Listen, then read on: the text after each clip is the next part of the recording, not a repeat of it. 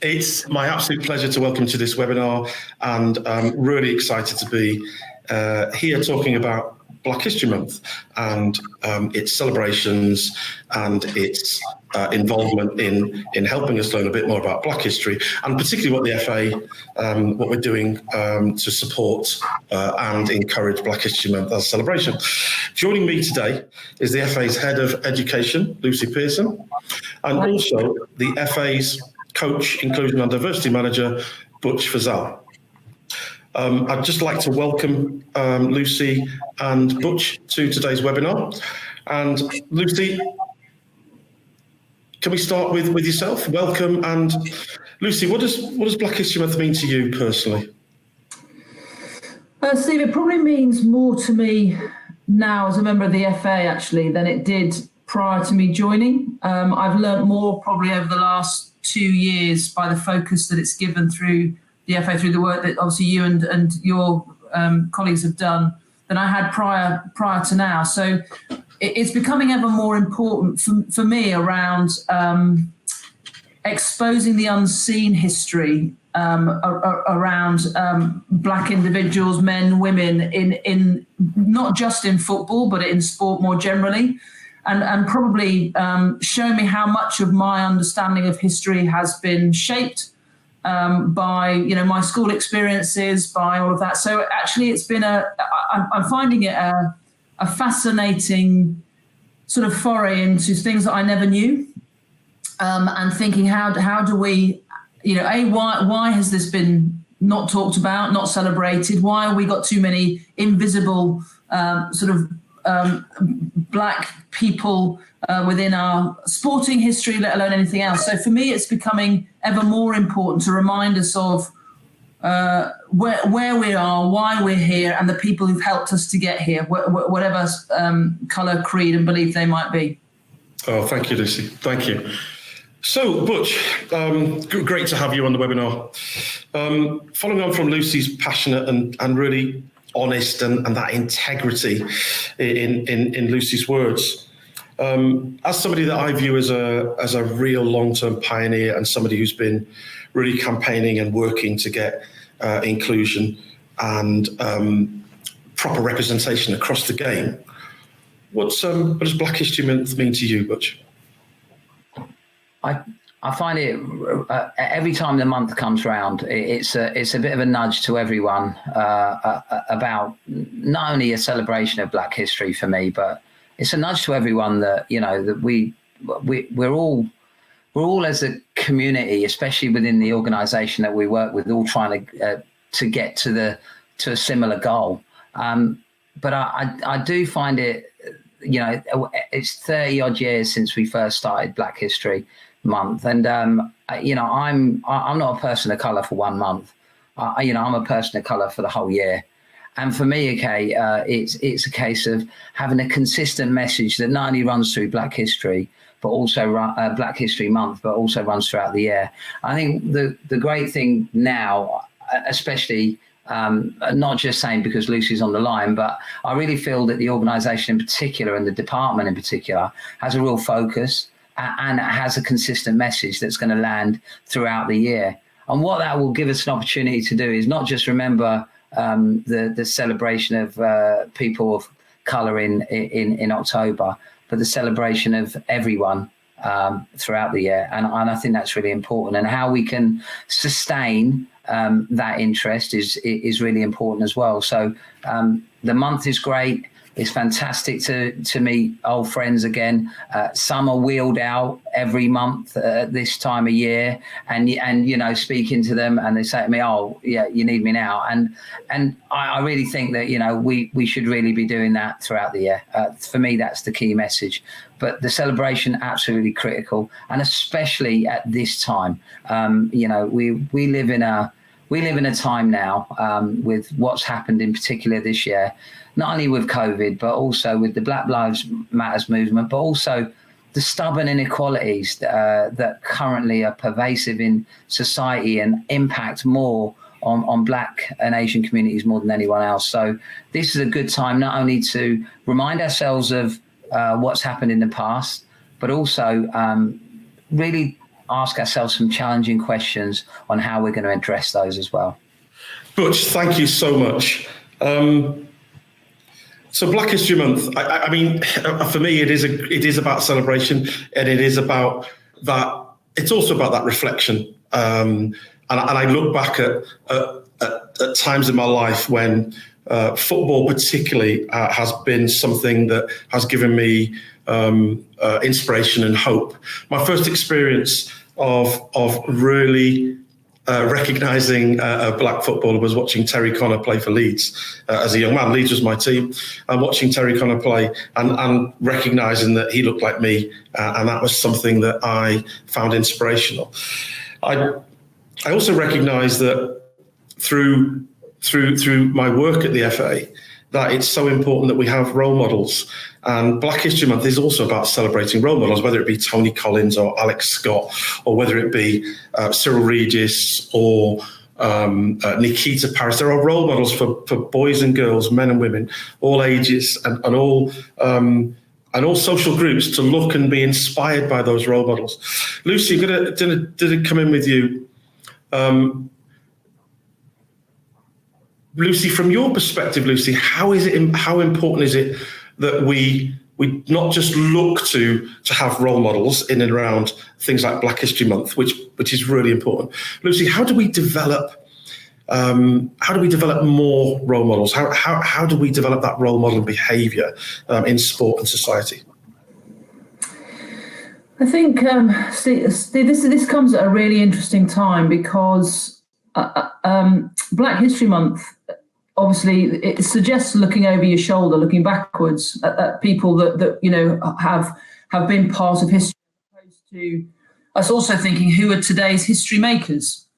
And actually, now is a really fertile and powerful time around those individuals, those black individuals who are actually making history in the very best sense of the word, and creating themselves as role models, not because the role model piece is what they're after, but because they are standing up for what they believe in. So, and in football, you can see whether that's Raheem Sterling and his responses. It's not something that he has necessarily set out to do, but it's something he is embracing and doing. And you look at Marcus Rashford, and both of them are Black history makers, whether that's, you know, around a particular issue to do with colour, or whether it's an issue that is colour brave, colour blind, whatever that phrase is, and actually appeals to everyone.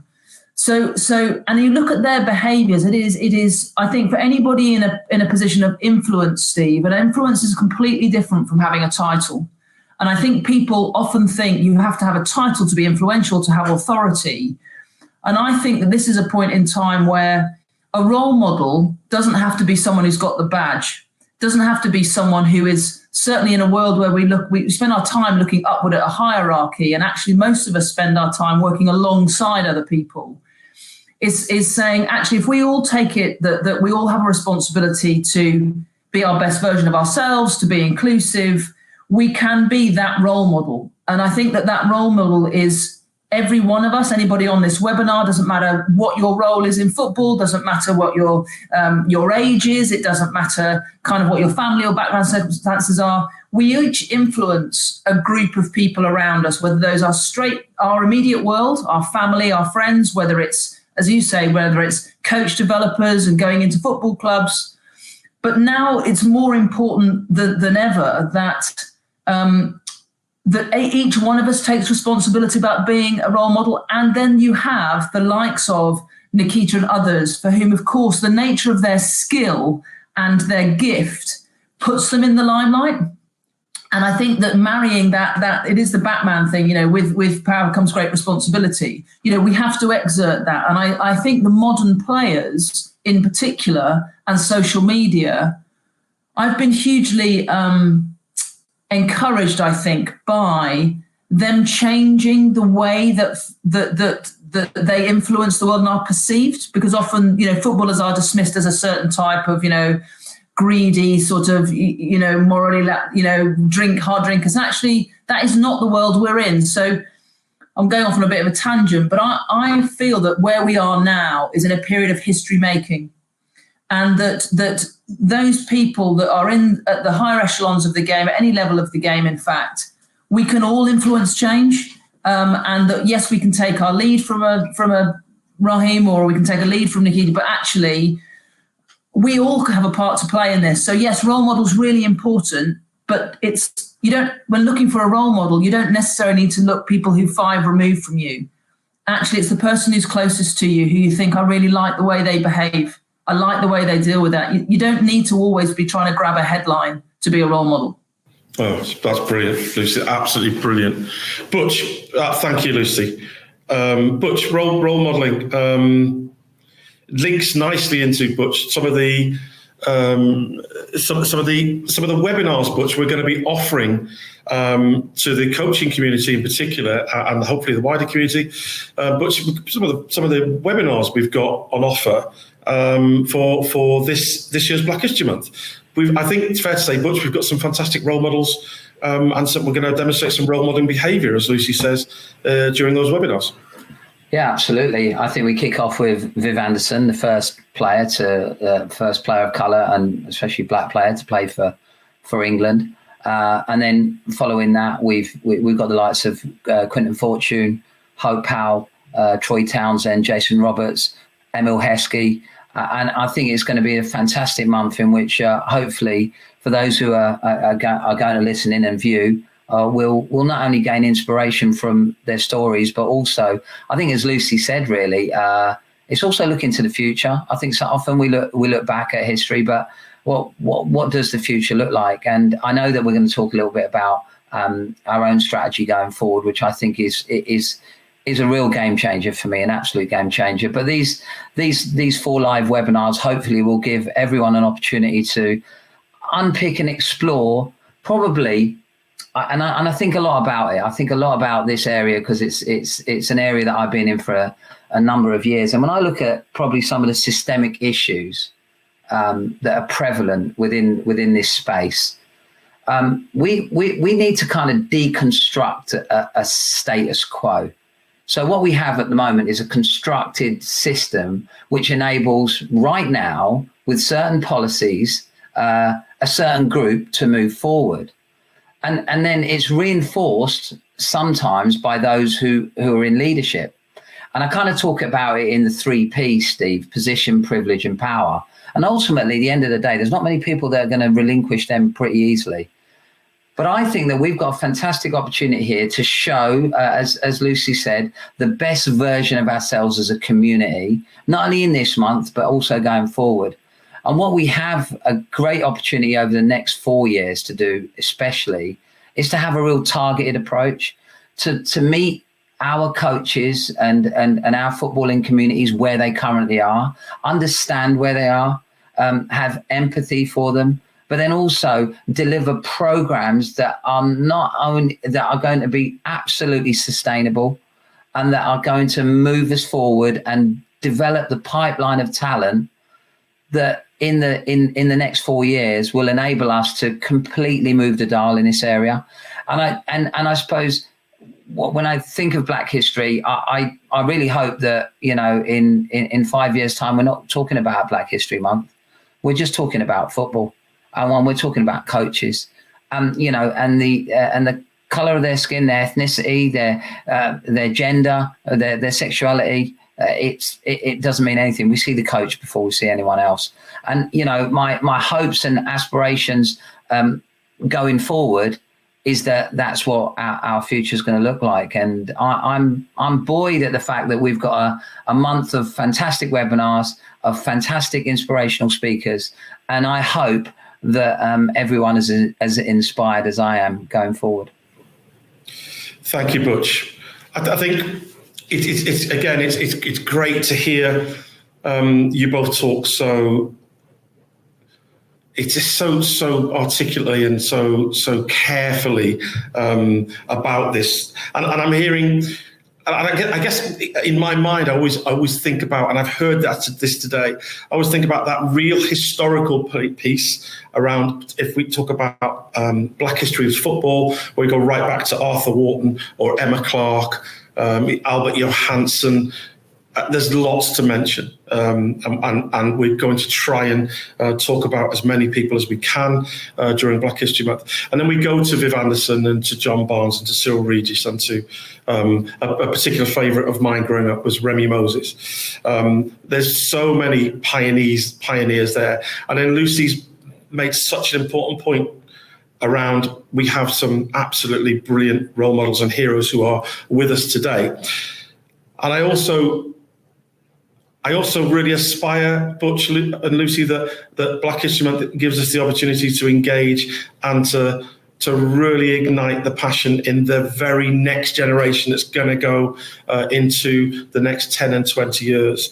And they're going to be really comfortable engaging with football, engaging with the FA, engaging with stakeholders, and they're going to see that there are people in around all aspects of the game that look like them and are able to show empathy, courage, and support. Black History Month is nothing if we don't celebrate, and it's particularly lost if we don't try and take people with us through education and inspiration.